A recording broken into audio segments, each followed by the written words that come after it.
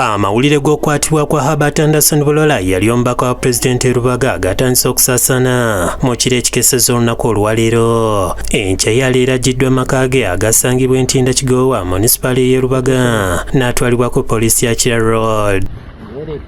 Kitegeerekese nti Bulola n'abakungu ba poliisi bazzeeyo mu maka ge okubaako okunoonyereza okukolebwa ng'eno gy'aggiddwa n'atwalibwa ku poliisi ya CPS ng'atuukidde mu ofiisi ya OC wa poliisi eno.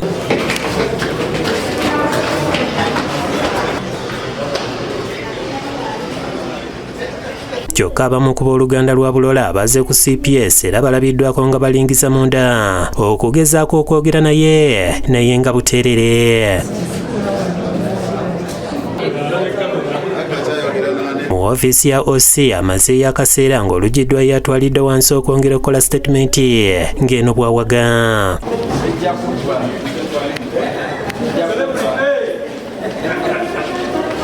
Eno oluvannyuma aggiddwayo n'atwalibwa mu kkomera. Patrick Onyango omwogezi wa poliisi mu Kampala n'emiriraano akakasizza okwatibwa kwa Bulola ng'agguddwako emisango egy'enjawulo omuli n'okukozesa obubi omutimbagano. Kimukwasiza ensonga y'okusiiga obukyayi n'okukozesa bubi omutimbagano. Bino byonna biri mu mateeka ga Computer Misuse Act. Yakoze bino ng'akozesa omukutu gwe wa X oba Twitter.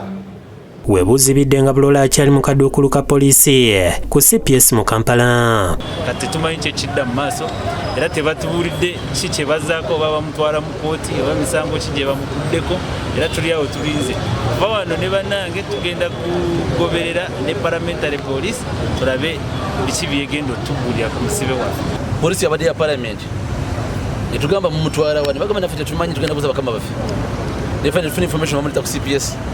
Etugende wewaka ne bakola search tetwategere byabadde baagala naye tebabifunye. Amaaso gaffe gali ku ssaawa era tubala ezinawerera essaawa 8 ssemateeka gwe tugamba tugenda kuddukira mu kooti tege application era tusabe bamutagende. Disan Mutyaba yakusakidde eggulire lino ku Lwabukedde TV.